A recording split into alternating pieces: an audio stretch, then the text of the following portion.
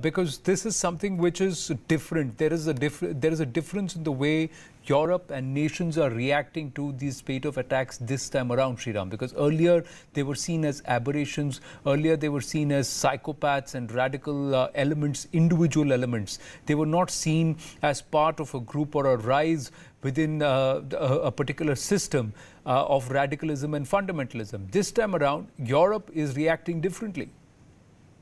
Well, Anand, a few years ago, there was a wave of ISIS-inspired and even organized attacks across Europe. That was the peak of the so-called caliphate. But since then, they had died down last couple of years.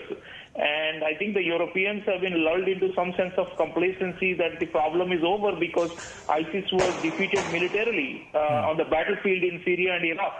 But, the ISIS ideology and this whole blasphemy brigade, it's so contagious, and they have this notion of a universal brotherhood or ummah that, wherever Islam is in threat, they will resort to maximum violence to defend its so-called honor and integrity, using, any means possible. So I think this continues, especially through social media. If you look at the attackers in France, the ones who carried out the horrific beheadings, and now this one in Austria, clearly these are all copycat, like one is inspiring the other. And many of these tend to be lone wolf, attackers who have self-radicalized themselves. But it looks like the one in Austria may have been trained because the way the attacker, or perhaps there was more than one, was using automatic weapons. It looked like it was a more trained one than the knife stabbings. But what does it all tell us? I think this is like a ticking time bomb, and it's like a wave. It's another wave of radicalism that's come back to haunt Europe, and I must say, for no fault of its own. I mean, whatever Emmanuel Macron, the president of France, said, I mean, nobody should be reacting in this fashion, in this extremely brutal fashion. There's just no justification for this. So I think what is going to happen is now the Europeans, like you rightly said, are seeing that there is a menace out there. They're seeing that there is really a threat out there, and that this is an ideology, and it's not just crazy psychopaths. So I think the more we understand the political roots of this radical Islam, I think the better we are in being able to tackle it. And the communities, frankly, have to come forward on it. What happens? Now, you look at a country like Austria, where the latest attack happened. About 8% of the population is Muslim. Many of them are from Turkey.